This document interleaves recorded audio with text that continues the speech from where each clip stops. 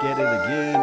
We're here live on Cowboys Experience as well as multiple other platforms. But I got this guy over here, DDP, man.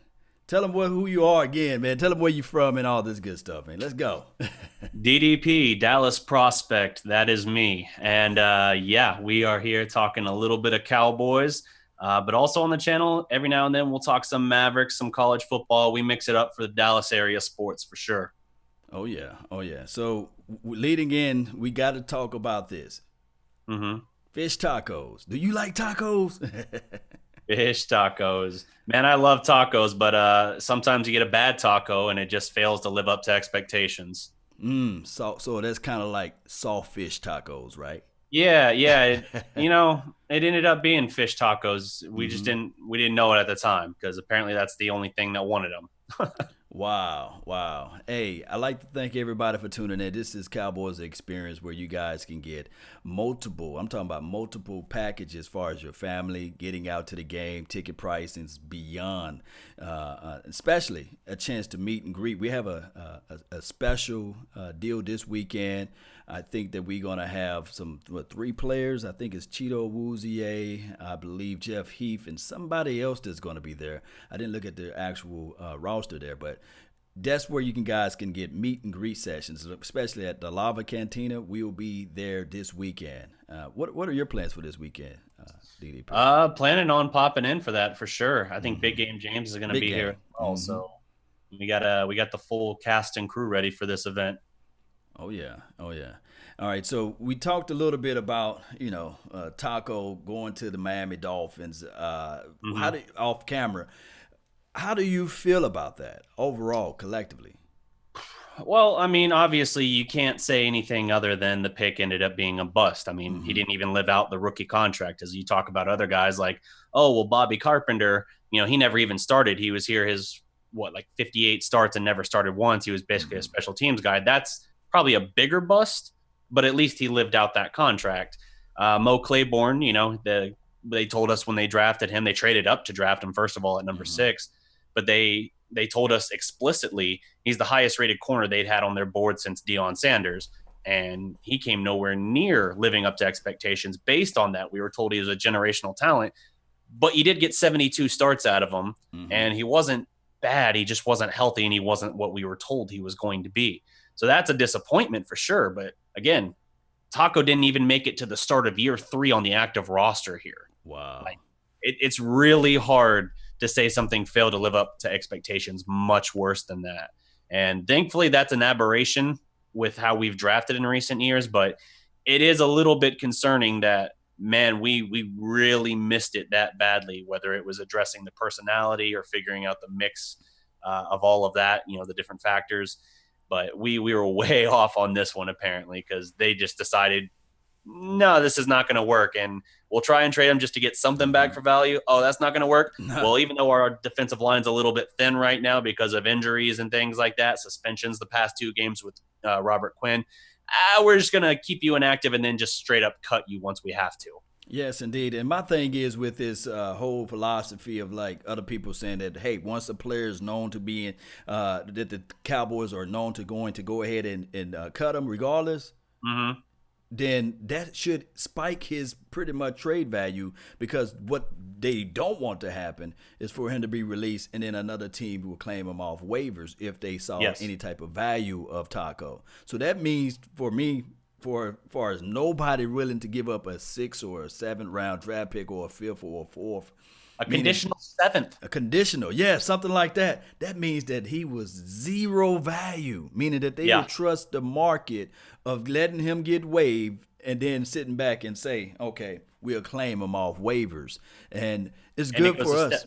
It goes a step beyond that, though, because like we said off camera, only one team put in a claim for him, and that was the Dolphins. Nobody wanted him. Nobody wanted him on his rookie contract, which is like $2.5 million the next 2 years, and you got a 5th-year option you could always pick up if you claimed him. Like, it's crazy how far his perception and stock has fallen. You had a lot of teams that didn't even like him coming out of the draft. They questioned his attitude and his motor. And when your motor is what's questioned, that's problematic, because that means you're not focused, you're not going hard, and you kind of just go through the motions at times. Now, do you know who really wanted Taco? Was it Rob Marinelli? Was it Will McClay? Was it Jerry Jones, Stephen Jones? Do you know by chance? I'm not sure. I know that the room seemed like the room was mixed because they had TJ Watt in before the draft, and I know those guys are different fits. Obviously, TJ Watt's a linebacker in Pittsburgh's defense, which is not the same schematically as the Cowboys. Right. But they did have TJ Watt in before the draft. They did interviews with him, workouts with him. So they did their homework on him. And you see what he's kind of turned into in Pittsburgh. I mentioned that in the article I wrote this past Monday, so earlier this week. Taco Charlton, the war daddy that never was. And that was spotlighting, Jerry Jones going into that 2017 draft said, we're out to get a war daddy. And, it's another Jerryism. Like, what is a war daddy? I assume it's basically what DeMarcus Lawrence turned into, a guy who gets a bunch of sacks, is a perennial Pro Bowler, and the unquestioned leader of the defense. Man. He hadn't been that at the time, D-Law hadn't, but he became that. So it kind of took that label and the necessity of it off of Taco, but it's amazing. I feel like they drafted more for need than what was the best on the board. I think they maybe overthought it a little bit and said, oh, we don't know if Watt can play with his hand in the dirt, and therefore we're going to go with Taco, and that looks to have been a disaster. Yes, man, it's crazy. So we can look back at all of these draft picks and say, man, Morris Claiborne, like you said earlier, and Taco, and those are the only two that you could really say that those two didn't own up to what we thought that they was going to be able to do with this coaching staff. Yeah, I will say, at least, because I love DB play. At least towards the latter part of Morris Claiborne's career here in Dallas, we saw a little spark, but then he got hurt again. So, yeah. I mean, that's just how his career went. Every time it seemed like he started to take a step forward, or maybe even potentially be on the cusp of breaking through, you'd have a foot injury or a groin injury or a hand, something like that, a wrist. There was always something that held him back. And that's why he's kind of bounced around since he left Dallas even. But that's why I think in terms of this more recent era of Cowboys drafting, where we have been hitting like clockwork on all these picks, right? Taco is the standout aberration, because we can hit on a 6th rounder. We can hit on a franchise quarterback in the 4th round with our second 4th round pick, but we can't hit on a top 30 pick. Like, I know everyone has their misses, but I feel like they kind of looked at it as he might have some attitude problems and all that, but we can fix him. We can work with him on that. He'll mature. Sometimes you just got to look at someone and what they're telling you they are and believe them. You know what I mean? Right. You can't go into it and be like, I can change him. You can't look at it that way. They are who they are. You need to understand that, and you need to go with the guy who, I'd rather have the blue collar, puts his nose down and work, as opposed to the guy that has a little bit of prima donna while also having the questionable work ethic and motor and focus at times. Yes, indeed. Let me give a quick shout out to everybody that's here, especially those that's in the chat box, and also that's on the Cowboys Experience website and webpage. Shout out to Eddie, Nathaniel, G. Gracia. Appreciate you all. Dad, James, Record. Shout out to you for tuning in. Kurt Taylor. Really appreciate you all for tuning in. Mark Holmes, he's tuning in on the YouTube page. I really appreciate it. Garrett Hudson, not Jason Garrett, but Garrett Hudson, shout out to you, and Devon and Rue Glock. Really appreciate you all for tuning in, and we always try to get to 100 shares. So, and Todd, I see you, Todd Calhoun. We always like to get to 100 shares at least. So if you guys can share this on the Facebook page, at least get to the 100, boy, we would really appreciate it. Big game, James, and producer G will be down in the house this weekend, Cowboy Nation. So I really, really, really would like for you all to embrace them as they come into the Cowboys area. And we already know that they've been putting out a lot of content on Silver and Blue Nation. So if you all get a chance to see them out there, tell them, hey, appreciate you all, because it's a long travel to get down here in Big D, That is quite the journey they have to take every time for that. So for sure, we're loving to have them here. Yes, indeed. You got anybody that's on your page right now, DDP? I just popped back over here. We got Spencer Ruiz, first one in here. I like Glez's response as well. He's like, he's saying, Hi, I'm at school, but DDP is more important. He has his priorities straight, so that's good. Yes, yes, indeed. Hey, speaking of gambling, earlier, off camera, we was talking about, there's been some expectations of this team. Super Bowl is the main thing, but sometimes you got to take a risk. And when they say no risk, no rewards, and how do you feel about the recent news of a Jamal Adams and also the other guy, Jalen Ramsey, being able to spend your resources like first round draft picks and beyond? How do you feel about it? I have mixed feelings on it. You could add, I know he's gone already, but previously this conversation started with Minkah Fitzpatrick as well. So I have mixed feelings. I don't like the idea of trading first round draft capital in this case, especially for Ramsey, because he's Zeke's, we took Zeke over Ramsey. And while Ramsey is a fantastic talent, he's also a little bit, he's a big personality. We know that. True. And you're going to have to pay him in like a year anyway. Like he's going to want more than you're going to have to pay Byron just to get him. You're going to have to give up probably multiple first round picks. True. So it's like losing first round picks from the next 2 years, plus having to pay him at a higher rate than you would pay Byron right now. People can be certain if they are that he's better than Byron. I don't know that he's miles better. I'd rather pay Byron like 14 a year than have to worry about Jalen at 17 or 18 a year. But yeah, if you're talking that and draft capital of 2 years, 2 first round picks, I don't think so, because we were talking about this. You missed on Taco. True. You traded your first rounder for Amari Cooper. Now, as long as you get Cooper on a long-term deal, I think you can say unequivocally that was a great move, but nevertheless, it was a first round pick you then lost coming in. So then you want to give that up and have basically a bust and then 3 straight years without a first round pick. Like that's not how you build through the draft. And this is a team that, because of the way its contracts are structured, the top 10 guys take up like over 70% of the cap right now. And that's once you add in Dak, I think, and maybe the Amari deal. But that's incredibly weighted. You have to have quality and depth throughout the draft and throughout the rest of your roster. So losing 4 straight first round picks, more or less, since Taco's gone, you might as well say he's, a lost pick. 4 straight, that's not a good recipe, I don't think. So I'm against it in this case.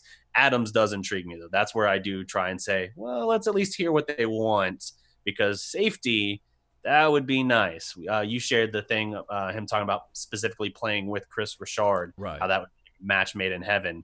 That intrigues me a lot. And I like Jeff Heath, all right, but I would really like what it would look like with Adams. In terms of my guy Vaj Lombardi, who would you kick off the bridge for Jamal Adams? You say, But here's the thing: how valuable is a Super Bowl? That's how we have to look at it.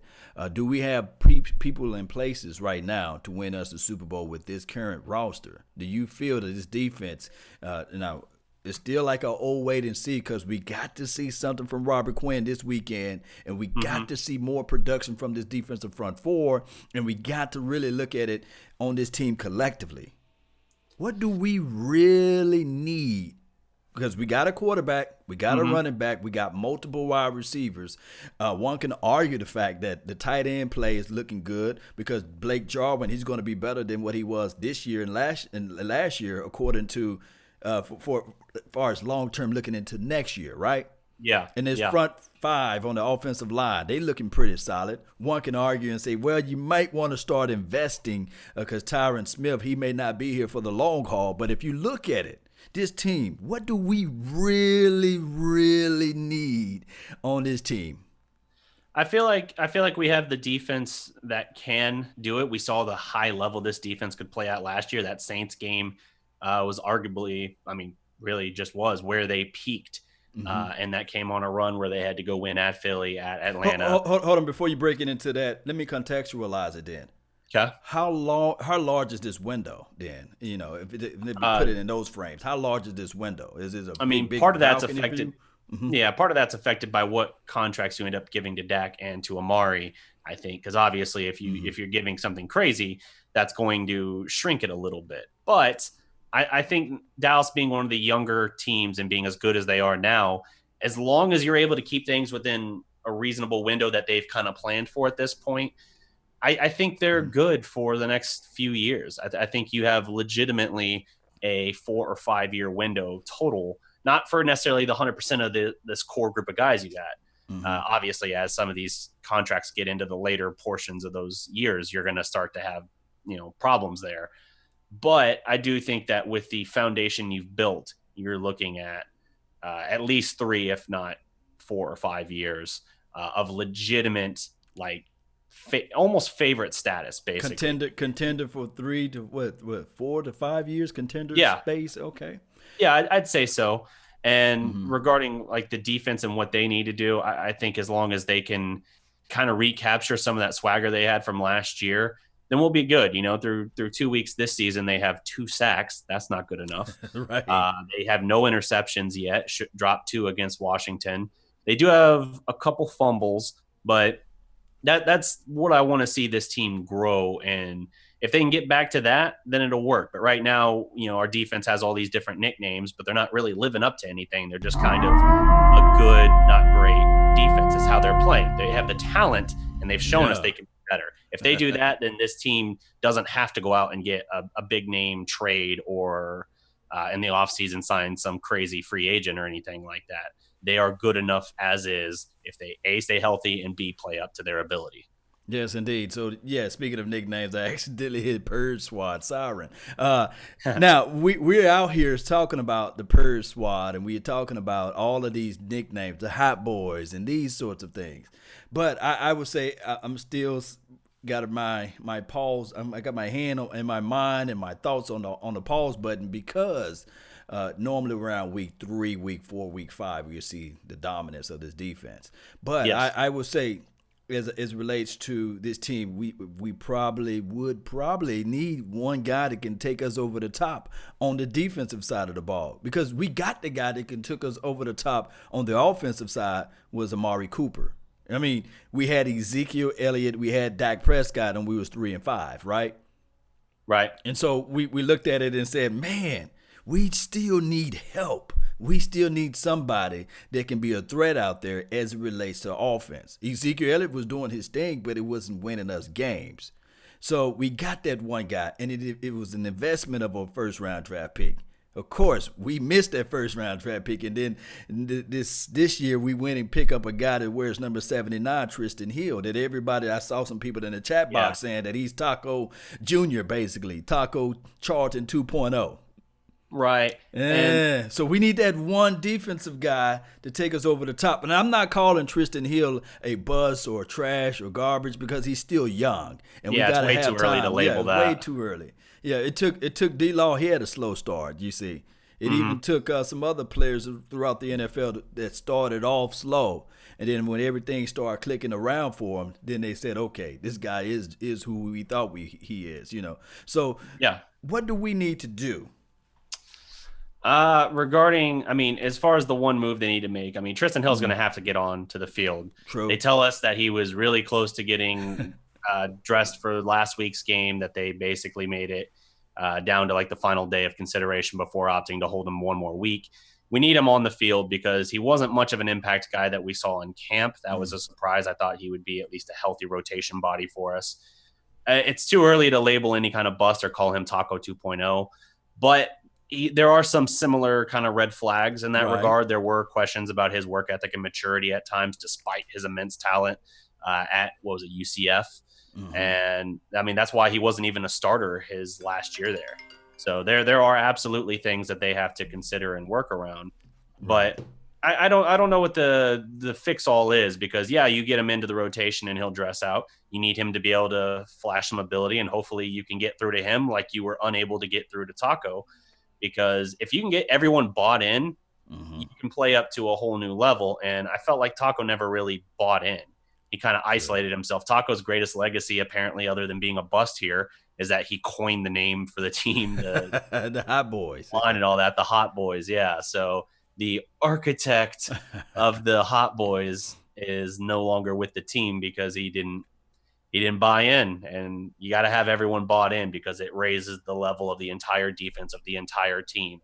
So hopefully Tristan Hill can kind of see that a little bit. Like, I don't know to what extent maybe that enters his mind, I imagine not that much, but there's got to be someone basically taking him under their wing and saying, hey, you got a lot of ability, but Taco will show you can't even live out your rookie contract if you're not going to bring it every day, if you're not going to come in here and focus and practice hard, be on time for meetings and all of that. So if they can do that, great. That'll shore up the inside, the interior of that defensive line a little bit where they do need some help. The Redskins haven't run on anybody this year. So last week, while they only gave up like 47 rushing yards, I still don't think that that's like an answer that like, oh, there you go. They fixed all the issues from the run defense late last year. And in week 1, we saw with Saquon Barkley this year. I don't think that's all fixed, but you can address it a little bit by bringing him in, a big body that can definitely crowd things up, swallow things a little bit. And as my Cowboys family points out here in the comments as well, still also got guys like Kerry Hyder and Joe Jackson that can help inside as well. So there's a lot to like. You just got to get the defense as a whole playing up to a higher level. And that's not just turnovers. That's as well like plugging the holes on the run on the other team running the ball and maybe limiting some explosive plays. They did pretty well with that last week. In hindsight, I think they only had 3 explosive plays they yielded to Washington, which is in line with their first 12 games last year, where they gave up 35 over the course of 12 games, which is a really good average. The problem was in the 7 games between the game after the Saints last year through week 1 of this year, it was like 30 of those plays in 7 games. So it was like 50% increase in allowing those kind of plays. So hopefully they can get back to limiting that as well, because if you take away the other team's home run ball, that's obviously going to go a long way. If you plug the run and you take away the home run threat, then you're basically saying, okay, you got to go on like a 10-play drive, move the ball 70 yards plus if you're going to beat me. And you got to do that 3 or 4 times a game at least. Yes, indeed. Yeah. So that makes a lot of sense there. And just moving a little bit further into our opposition that we got to play against, talk. And that's good points there, DDP. We got to talk a little bit about the what's his name? Ryan Fitzpatrick. And now they're going to bench him, and they're going to put in a Rosen. Josh Rosen. Is his name Josh Rosen? Josh Rosen, yep. He was drafted in the first round by the Cardinals, and then the very next year they hired Kingsbury out of Texas Tech, who then drafted with the number 1 overall pick Kyler Murray out of Oklahoma. So they then traded Rosen to Miami. Traded Rosen to Miami. So that's a good fill-in for everybody who don't know who Josh Rosen is. So he's a first-round talent quarterback, right? Yeah. He was a top 5 pick. A top 5 pick, so he got a good arm. Makes, I guess, I heard from what I was able to see, he would put the ball in strange places, and he don't have the discipline enough to know whether or not that ball belongs there or not. So who would you rather play against? Would you rather play against Fitzpatrick, some call him Fitzmagic, or would you rather play against Rosen? He's either Fitz magic or he's Fitz tragic. It just depends on the game. I heard they gave Josh a nickname already, Josh Frozen. So yeah. I think they're better as a team with Rosen than they are Fitzpatrick. But the thing is, Fitzpatrick will get the ball out quick. Like he understands he's not gonna let the defense collapse on him. So with Rosen in pocket, I think you have a better chance at getting multiple sacks in this game because he'll as you said, Frozen, he'll stand there, he'll try and wait it out or make something happen, and he doesn't have the discipline to throw the ball away or anything like that. So you should see more sacks now with this move, I think, than what you would have gotten with Fitzpatrick in there. But he also has, I think, some better arm talent. He definitely flashed ability. He's a gunslinger, like you said. He will not have that same level of discipline. But because of that, he's actually able to make some pretty impressive plays at times, even if they're undisciplined and even if you're like, oh, why are you throwing that? Oh, okay, that kind of worked out for you. Crazy. I mean, that's just kind of the player he is. But he hasn't had many starts between Arizona, and certainly this is his first start for Miami. So I have a feeling that they're better suited against him, but at the same time, you never know. I mean, he's a gunslinger. If he's for some reason hot in this game and just throwing it around, it could work. But, the same could have been said with Fitzpatrick. We've seen him go into New Orleans last year in week 1 with a banged up what was it, Tampa Bay team at the time and win 48-41 against Drew Brees and a very, very good Saints team. That was their only loss until they faced the Cowboys last year, the Saints was. Wow. So it just depends. It just depends. But I think the Cowboys defense should get better. They should have more opportunities, I should say, facing Rosen than they would against Fitzpatrick. Mm-hmm. They just have to be disciplined in their coverages because he does have ability to pull a rabbit out of his hat every now and then. Not like Jason Witten pull a rabbit out of his head, right? Right. Shout out to Jason Witten. He's going to get another touchdown this weekend, guys. They'll put him at closer and closer to Dez Bryant record as well. So yeah, he's 3 shy of tying Dez right now. I was toying with a bold prediction until I did a quick check on the number, so I'm pocketing that for now. That particular bold prediction, but okay. We'll get into bold predictions here in a bit. We did really well week 1, and I think we talked offline a little bit on week 2. We did pretty well through the first 2 weeks. Yeah, this bold prediction thing is getting contagious, and we seeing this team offensively. Man, last year we was talking about the offense. Now this year we talking about the defense, but it feels better talking about the defense opposed to the offense and just putting money on the board. I like that. I like the growth factor with Dak Prescott. And this game, a lot of people are already saying that, hey, the Dallas Cowboys didn't play no real competition. But I remind a lot of people that this team, the New England Patriots got the luxury of playing this team twice out of a year, you see. And they got a chance to, although we've been talking bad about Cole Beasley. For some of you all been talking bad about Cole Beasley. They're 2-0 right now. And we already know that the Bills, they start off like this every year until they run up against Bill Belichick and he puts them back into reality and they just start losing after they play Bill Belichick. So I'm liking this. I'm loving every bit of Dak Prescott being named and mentioned in the top 10. Dak Prescott throwing the ball and launching the ball down the field. And then quietly, last game, Ezekiel Elliott, he had 111 yards rushing. I'm predicting right now, this is not a bold prediction, but this is just me just predicting that Ezekiel Elliott will have at least 215 yards this game.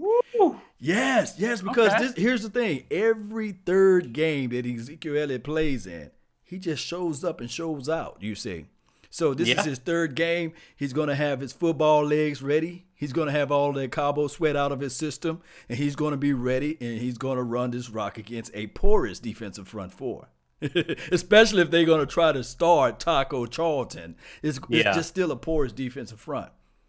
Cameron Wake is good, but he's old. He's long in the tooth, you see. Yeah, for sure. I mean, Zeke's off to the best start of his career in that regard. I mean, through 2 games, it's his best start of his career, but that's because he's historically started slow. Right. That really bad Denver game in 2017 where it was like 9 yards on 8 carries or something like that. Like, if he has a bad game, they're usually in week 1 or 2. And for the most part, that wasn't a problem this year. I mean, even on a pitch count, he got 13 carries for 51 yards and a touchdown week 1. Had a breakthrough last week in a pretty quiet 100-yard game. And I know we were all distracted by Dak, and he got the last 20-something yards on that last rip to put him over 100. But even still, I mean, he was effective. And when you got a healthy, consistent dose of him, and he's not just getting stomped at the line and falling forward a yard or something, it opens things up for you, and then it makes play action more believable, which then Dak excels at play action passing. I think he was something like 14 of 15 in week 1. I didn't see what he wound up on that percentage-wise in week 2, but it's crazy how he's performing. So I would say for a prediction for Zeke, I'm going to give Zeke a couple touchdowns in this game. I think he goes for $175. I think it's a dominant game from him, but I don't think you get like a big 75 or 80-yard run from Zeke. I don't think it's a home run hit that kind of propels your stats into a new stratosphere, like when DeMarco broke the single game rushing record because he, on like the first carry, got 75 yards, if you recall. But I think it's a really good day from Zeke. I think he gets a pair of touchdowns, and I think Dallas, one thing I like about Kellen Moore, we saw it in week 1 and to a lesser extent week 2. He's different in the trend that he doesn't just get a 2-score lead and then kind of go on cruise control like we've done in years past. He lays it on the defense. It's week 1, 5 straight touchdown drives. Week 2, 5 straight scoring drives. The 4th drive was a field goal because we self-destructed inside the 5 and wound up back on 3rd and goal from the 15. Right. That's the play Gallup got hurt, by the way. Wow. But you still get a field goal out of that drive and then a touchdown on the next. We're in week 3 and we've attempted 1 field goal in the season. So once we get going, we don't just lay it on them. We continue to beat on them to just crush their will. We don't just get a small lead or a 2-score lead and then just like, all right, here starts the game of keep away. It's Zeke screen. Like it's not that kind of pattern. So I love that. I love that mentality. Yeah, and then I love the fact that they got some reinforcements coming in, like the Tony Pollard. And they took out number 49 all last week. I don't know if it was like a healthy scratch or they just kind of limited his snaps or something. Olawale, yeah. He was very dominant his first game, week 1. And I'm thinking that maybe this team is trying to figure out, hey, we got multiple players that's explosive that every week they got to pay attention to. I don't be surprised, Cowboy Nation, that Jameis Olawale comes in and all of a sudden he lines up out wide. They motion him back inside and then he blocks or he catches the ball out of the backfield. And now the next opponent going to be like, hey, we didn't even study this guy from the previous week. Now they got this guy, you see. Yeah. And it also benefit us, believe it or not. It's like a blessing in disguise that now we do have a Devin Smith out there, so teams not even thinking about Michael Gallup, you see. Believe it or not, because they probably been studying on Michael Gallup. Now they got to look at this guy. He can take the top off the defense. You can line him up inside the slot. He's also not porous against the run. He can block, you see. So it seems like this. The writing is on the wall for my guy, Noah Brown, because he's trying to say, hey, I'm healthy. Let me get back out there on the field. But when we start looking at all of the weapons we got, the Randall Cobbs, the Amari Cooper, the Boise State kid, number 16 or number 11 now. What's his name? Wilson? You're talking about Cedric Wilson. Yeah, Cedric Wilson.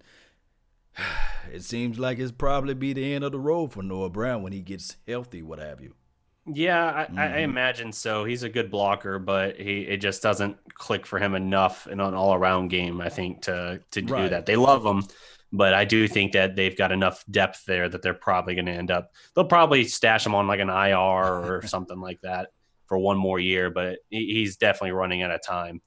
I would say, as well as you mentioned Devin Smith, it's worth noting he'll have a bigger role in the offense this week because obviously Michael Gallup's out for 2 to 4 weeks as he recovers from the meniscus surgery. They trimmed the meniscus, so he will be back this season. But – until he gets back, I think Devin Smith's going to see a bigger role. I think you'll see a little more Cedric Wilson as well. But Devin Smith, you saw that 51-yard burner he hit against Josh Norman. He can absolutely stretch the field for you. And with Dak taking more shots down the field, I think Dak's only missed 2 throws downfield, like deep balls this year. He missed one in week 1. You mentioned Olawale. It was a 46-yard strike that bounced off the giant defender's helmet in really good coverage on the play. Right. And then in week 2, he had the one where he tried to back shoulder it to Gallup, and just the angle of it, Gallup tried to turn and adjust for it. I don't know if there was miscommunication on that, but it looked a little wonky, and that's where Gallup tries to turn back over his shoulder at the last moment, and it just falls incomplete. But those are the only 2 deep balls he's missed so far. So we're aggressive, we're stretching the field, and I think you're going to see, I think, a good impact from Devin Smith. I think he's going to potentially lead the team in receiving yards again this week because of that. I don't know if he gets multiple touchdowns, but I think he could certainly give you I could see him breaking the century mark for sure. I could see something like 104-yard day or something to that effect. Right. That's saying something for a guy who last week was his first catch since 2016, they said? Right. It was his first catch, and he did a fantastic job of creating separation. And the reason why I want to touch a little bit on this Noah Brown situation, a lot of times we look at Scott Linehan's system, and he relied on blocking to get these guys open, right? Well, Kellen Moore, he relies on mental capacity, motions and fake screens and things like that to get these wide receivers open, and RPOs, doing a little bit more of that. And then on top of that, I'm thinking that Dak Prescott, he embraces the fact and the ideology of when you bring in 8 and 9 man fronts, then he can call out of that play and motion the guy on the outside and pass it and hit this guy up the seam. So this team, it's not the fact that they're going to figure out ways to stop this particular offense because it's always ever changing. Mm-hmm. But I can say that this team is finally looking like what we wanted to see for all of these years with star talent on the roster. Now, I will say this, DDP. A lot of people who are in the chat box right now are talking about Donovan Wilson. Do you think he get a lot of reps, or are they going to slowly squeeze him in onto this defense? I think it's going to be a slow work-in process. Mm-hmm. Darian Thompson's going to be your starter at the safety other than Heath. Across from Heath. So you'll see him as your starter. I'd like to see more Donovan Wilson, but I think the understanding is he is a rookie, and he was, I believe, a 6th-round pick. Right. He's a guy who's got a lot of ball hawk abilities, and in the preseason he was thrown on 4 times and I think intercepted 3 passes or something crazy like that. But it's still something where I think he's a little bit let me put it this way. If this is the blowout it should be, right now it's like a 23, 24-point spread. If this ends up being a blowout, I would like to see a good dose of him in the second half. I would like to see knock some of that. I was going to say rust off, but it's not rust in this case. Right. Just get him some experience, make him a little less green in that regard, and give him a chance to do that, because I do think he has, because of his ball hawk nature and that being the one thing this defense just does not have. Woods is the closest we have to that. Now he's out at least this week. Could be, the national report said 4 to 6 weeks. The Cowboys seem to say, don't be surprised if he's back after 1 week. Right, and they trying to say he's a game day decision, or from what last I heard, because he's already walking without his boot on. Normally when you have a high ankle, you got that boot on for a long period of time. So. Yep, for sure. But because of that, I think Wilson has a bright future, and I'd like to see him get some of that experience and some of those reps, because I think that's going to go a long way for working him into the mix. If nothing else, just get him into the rotation more as the season progresses. I think that'll help you. And I could see, depending on how he develops, I could see by next year him challenging as a starter if he's healthy, which he has struggled with in his career at A&M, and if he can get enough reps to continue his development, not just practice reps, but actually getting in-game reps against opposing defenses or opposing offenses. Oh yeah. So, man, this weekend I cannot wait. Because now this is going to set the tone for the rest of the year. Starting off 3-0 is always something just spectacular if we can get there. Not trying to already say, well, this team is going to beat the Miami Dolphins down. But we should, that's the operative word, should beat them down and not play down to our opposition's level, because that's what we used to do in the past. We used to play down to the opposition's level. We used to say, okay, this is a Matt Flint or whoever that guy was when we played against the Green Bay Packers. We were up 28-3 halftime. Then all of a sudden you look up, this guy's throwing the ball like he was Aaron Rodgers, and he comes back to beat us. And then it was another game, I believe, he was up on the Detroit Lions. There was a horrible team that year, and we look up and it was like 25 to like 4 or something like that. 24-3. 24-3, yeah. If you recall, Bobby Carpenter, who we mentioned earlier, big sticks us. Oh, yeah. And that's what we don't want to see. We don't want to see Taco out there being this guy that's getting around the edge, and all of a sudden he whoop up on Lyle Collins, and we were sitting there looking at it like, man, where's this Taco come from? He get 3 sacks or something like that. That shouldn't happen. This soft Taco suddenly has a crunchy shell again. Yes. Shout out to you, Stephanie. I appreciate you on the Facebook. And Daniel Mazza, really appreciate you. Loving Aries and as well as my Cowboys family. Really appreciate you all. We're getting close to the timer to start talking about the bold predictions, or what do you want to do? Bold predictions, score predictions? Let's go into some more bold predictions. Yeah, we've touched on a couple already. You had Zeke going over 200. Right. What would mine have been? I guess Devin Smith, the century mark, was my prediction that he would get a 100-yard day and lead the team in receiving yards. Right. A good one for you. Blake Jarwin has another multi-touchdown game. Not necessarily all with Dak, I could see him getting a lot of snaps in the second half, and I could see with the backups getting some Cooper Rush in there as well to get him that second touchdown. But I think Blake Jarwin has a big day. This just feels like the kind of game where he would really emerge. You know, we know he's a giant killer in the last 2 meetings, but I think you could see him break out in a big way in that regard, especially in the red zone. Wow. Well, I got to follow up with, of course, Ezekiel Elliott get 215 yards rushing. I would say about 32 yards receiving. You know, he's going to catch a ball out in the field, and you're going to be like, feed me Zeke. But here's my bold prediction. Tony Pollard, 78-yarder, up the middle. Nice. And he everybody looks back. And I'm going to be like, no flags. Because Tony Pollard, even in preseason, every time this brother make a play, I look up and there's laundry out there on the field. It's enough laundry to make a quilt now, a nice little yellow quilt. So I'm predicting that Tony Pollard, this is a bold prediction for me, for him to finally bust one right up the middle.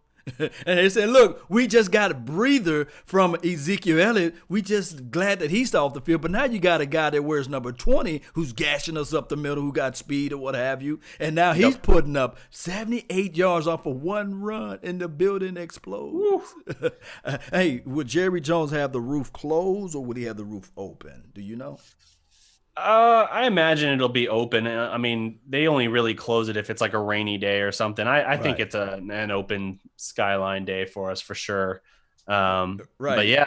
So if it's closed, he's gonna knock the top off the roof with all of the noise. He'll open it for us. He'll open it for us. Now, if it's already open, then the sides are gonna come down. You know what I mean? Everybody stays alive though, but the sides gonna come down because there's gonna be so much noise in the Arlington area that everybody's gonna be like, man, I'm finna go purchase me a number 20 jersey right now. You see?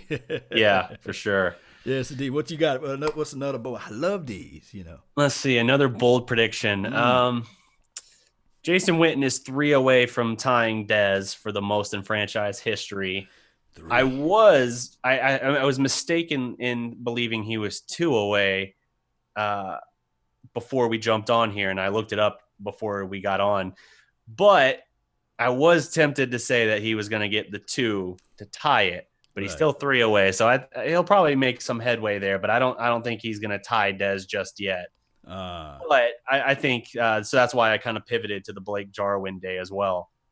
I'm hearing from my Cowboys family to look for Randall Cobb for a total mismatch against the slot cornerback. So I don't have a specific thing to lay out, and I'm not going to pretend this is entirely mine, but they're saying for sure, all on their behalf, say let's look for another really big day from Randall Cobb, doing a lot of that dirty work and just stuff that, as good as Cole was for us, Cobb can just present elements to the receiving game that we did not get with Cole Beasley. So he's going to crack open a 100-yard game, touchdown? Let's say 80-plus yards and a touchdown. 80-plus yards and a touchdown. Okay. And my other prediction would be that reliable, he will have a game just like he had in 2016 against the Cleveland Browns. I think he had a fantastic game. I think that reliable was still he going to say, hey, coach, last week and the week before that, you had this guy named Blake Jarwin running that seam route, that wide option route. That's my play. That's my route. I want to get some of this action. So I'm thinking that this game this weekend in Texas Stadium or Arlington Stadium, however you want to call it, my guy, Jason Witten, he gets him 100 yards this game. And 1 touchdown as well to keep on that record, of a touchdown every game since he's been back from ESPN. Yep, for sure. Hey, I got one for you. We've been talking all offense on this. Okay. For my last prediction, 2 interceptions. 2 interceptions for this defense that has had 0 to date. And that's, again, with the closest thing to a ball hawk we have in Awuzie being gone.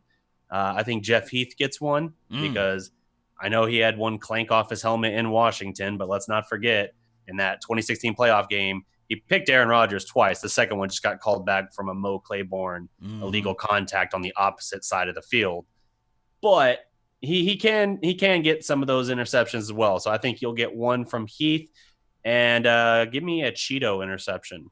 Man, Give me don't a you little know that Chidobe Uzie. hey, if that happened, man, I'll be playing the Purge Squads all day long.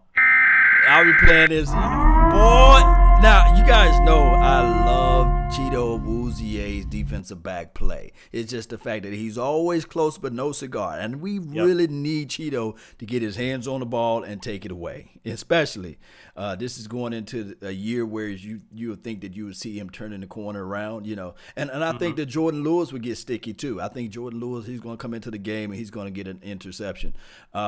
Here's the thing. In training camp, while we was out there in Oxnard, we got a chance to talk to Robert Quinn, and he was saying that in order, like they got a small initiation for the Hot Boys. In order for you to get into the Hot Boys, you got to have at least 2 sacks. It's like 2 sacks entry, you see. So I'm predicting against his former team, my guy Robert Quinn would get 3 sacks.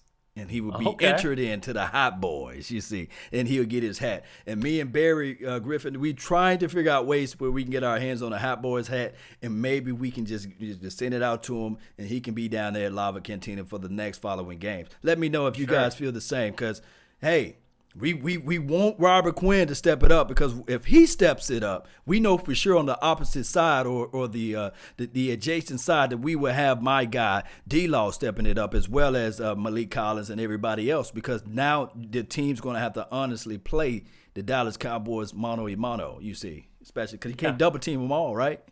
For sure. And that is the issue that this offense presents to opposing defenses is you can't take everything away. And when Dak Prescott, I mean, that's how you get him running 42 yards downfield in Washington. When you do have everything reasonably well covered up, the one thing you left wide open is a mobile quarterback with size and strength to go just barreling down the field. So if this offense keeps running like this, it's going to take a special defense to really stop them, which the schedule does get harder, but it's good to collect the wins now and to build up now, because the first few weeks we've talked about this are almost like preseason extended of your season, because you don't play your starters a lot in the preseason and you have guys coming back from injury. Well, we got to do it in a way where we're 2-0. Again, we're favored by 23, 24 points at home against a really bad team that's trying to tank. You should be at least 3-0, and next week should be your first challenge. And even there, you catch a little bit of a break with Drew Brees being out 6 weeks. Yes, indeed. And my thing is just to be, I guess, objectively thinking with the Dolphins, and then they say fans up. I'm like, is that such a thing? People was all in my chat box saying fans up, the other day. And I was like, wow. But here's the thing. And they're in trouble because if the head coach is not able to corral their team, especially going into their third game, and he got to look at everybody in their eyes and say, hey, my back is against the wall. I signed a 5-year contract. I'm the defensive guy, and when they put enough 40 and 50 points against me, I want to be able to punch the Dallas Cowboys in their respective mouth. You know what I'm saying? But here's the other problem of the coin. You got a defensive-minded head coach, and you got a young quarterback who's not, you would want to bring in some type of offensive guru to help out that quarterback. And they're going to have some problems and trials and tribulations down the line. But also, they got another guy that's been on this Dallas Cowboys team for a while, and his name is Allen Hurns. And we have to bring this up. How do you feel of Allen Hurns being on that team? Do you think that he can sell away some of these secrets of the Dallas Cowboys to the defensive-minded head coach over there? Yeah, I don't think so, really. I mean, he was with us one season. True. He had a little bit of experience, obviously, with the system. I don't think Kellen Moore changed the system drastically. I think what he changed was the play calling itself, and he got more creative in terms of motion and things like that. But it's not like the motion aspect of the offense was non-existent before. It was just rarely utilized. And so he's increased that significantly, and it's changing the play calling, not so much the playbook. So he can give some insight, but I mean, as far as Hurns as far as he goes, he's trying to come back still. He's working his way back, trying to hopefully resurrect to some degree his career after that horrific injury. Right. So it worked out that way. It was a better fit for him to go there. It sounds like it was a mutual thing, him kind of being released when he was from the team. Mm-hmm. So I don't worry too much about that. I mean, if you look at it that way in terms of years with the team, Taco presents a bigger threat, but I'm also not afraid of Taco doing anything because it's like half the problem was he didn't work hard and pay attention here. So you're telling me he's suddenly going to go spill all of our secrets to the point where Right. it's going to make a significant impact in this game? I just don't see that. Mm-hmm. Yeah, they be coming slowly. South Beach Dallas Cowboys over there. So For sure. we'll figure it out, man. Before we roll and everything, I We gotta want to get know score this. predictions, We got to right? do the score prediction. What do you got? Because I can tell you already. I'm gonna go first, Dan. Yeah. I got this mighty score prediction. And Okay. for those who've been following me, they know it already. I okay. predict the score is going to be 28-13, Dallas Cowboys all day. 28-13. Okay. Yeah.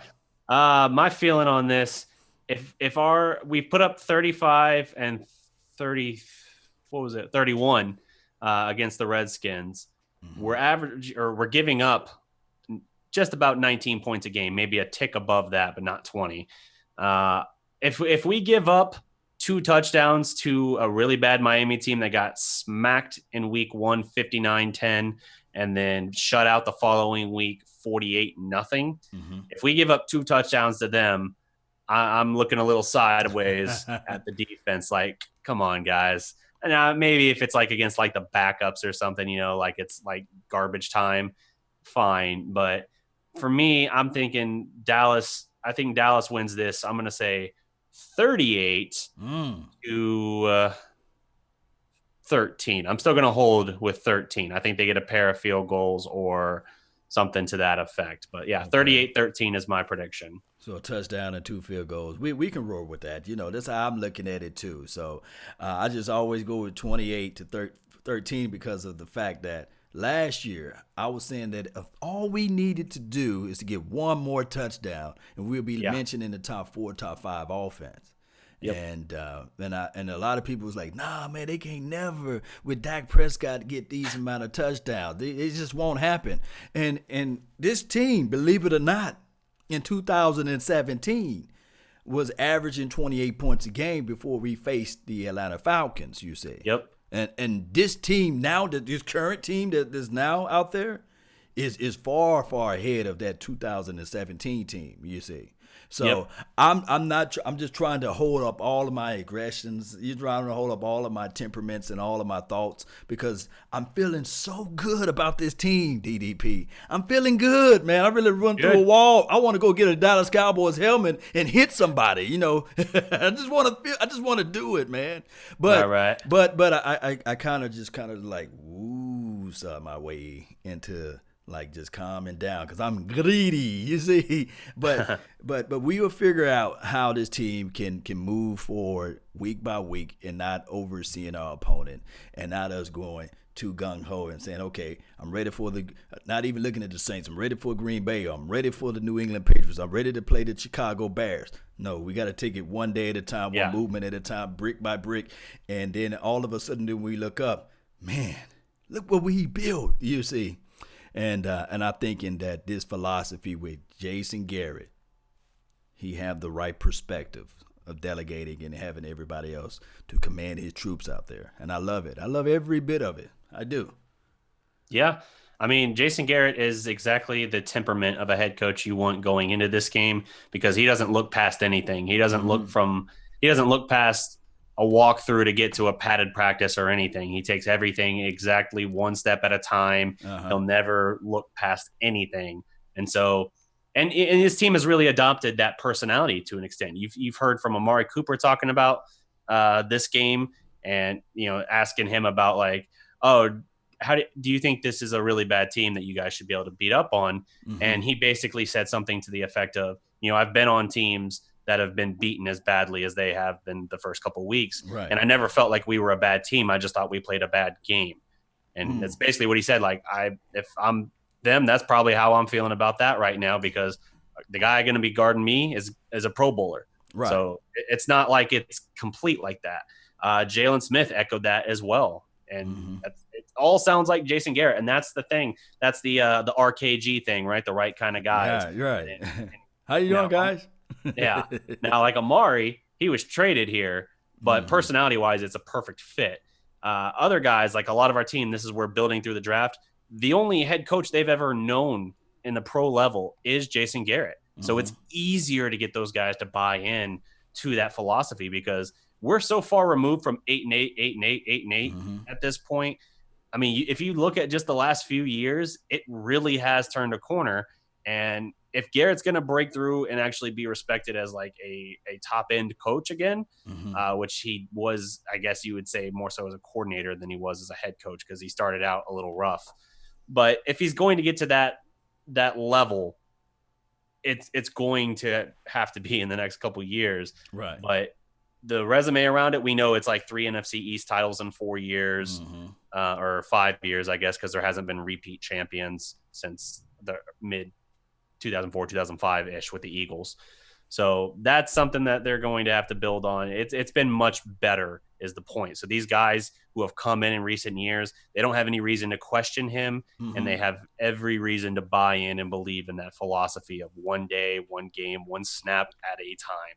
And I think that'll work well for this team and not overlooking or getting ahead of a Dolphins team that the fan base and a lot of the media are kind of like, this is going to be almost a bye week, but it'll be a fun bye week. It's a scrimmage. Yeah. Yes, indeed, Cowboy Nation. I really, really appreciate each and every last one of you all for tuning in for this wonderful show today, Cowboys Experience. Just go to their website, www.cowboysexperience.com, and that way you can find, I'm talking about unbelievable ticket pricing. And also, as you go as a team, like your family, the people that never been to a game before, we will pick you up from the hotel, drop you off at the event that we have on Saturday, and then take you back to the hotel, and then drop you off at the game. Remember this, Cowboy Nation. Finding a place to park is crazy. DDP, don't you know that it's like sometimes $150 just to park? That's a lot of money. We got you covered. Come on, Cowboy Nation. Just go to www.cowboysexperience.com where you can find wonderful ticket pricings and for events with meet and greet sessions. We got it all, Cowboy Nation. We do. Yes, indeed. So, DDP, let them know, man, where they can find your content and all your wonderful writings and all these good things. Right. You guys can check me out on YouTube. The Dallas Prospect is the channel. We are closing in on 2,800 subs there, so we want to keep moving towards that. We talk Mavericks, we talk Cowboys, college football, all that good stuff, all Dallas area sports in that regard. You can also check out the website, The Dallas Prospect. A bunch of my articles are there, as well as Dallas Sports Fanatic and Clutch Points as well. Check out my writings on that. Sometimes my stuff gets picked up on Bleacher Report, Mavericks and Cowboys content. So, yeah, a lot of places you can look for my content and follow the pages, Facebook, all that good stuff. Yes, indeed. That's some good stuff. Before we go, we got to sprinkle a little college football into this. What your team going to do this weekend? You OU guy, right? Yeah, OU's got a bye week. So bye week. So, man, nothing. It's just solid, right? Yeah. How's the coaching? How's the coaching going on with the quarterback there? How's he's doing? Oh, Jalen Hurns? Yeah. Yeah. I think he's good. I mean, it's in the system with Lincoln Riley, it's still a dynamic, explosive offense and everything. What they have to figure out is how this defense is going to respond. Jalen Hurts, the offense is still great, and he's putting up stupid completion percentages beyond even what Baker or Kyler have done, believe it or not. But I still don't think he has the same arm talent, obviously. Otherwise, he would have been a very different quarterback at Alabama all this time. He didn't have the arm talent that those guys did. So while the offense is still very, very good, I don't think it's as unguardable and explosive as it was the 2 years previous. But the defense is coming along to at least be an average defense, which, despite being a playoff team the last 2 years, that's a substantial improvement as well. So they're moving in the right direction. I am not yet bought in on them being a playoff contender or even some of the early hype for a third straight Heisman potentially for Hurts, despite the resume. But they're pretty good. As far as the Big 12, I'm more interested this week in Oklahoma State at Texas. I think that'll be a good game. You guys check it out. And check out thedallasprospect.com. Every legend was once a prospect, Cowboy Nation. And Yes, they sir. got some good stuff out there. Also, hit us up. If you got any questions, hit me up on Instagram at LAW Nation. If you have any, I guess if you want to be able to know more about the Cowboys experience, hit us up on Facebook. Subscribe, like this channel, and share. Sharing is caring. That's been my time. I really thank you all for yours. And remember, you're listening to nothing, and I mean that, nothing but the best. Let's go, Cowboy Nation. Let's go. Peace. Peace.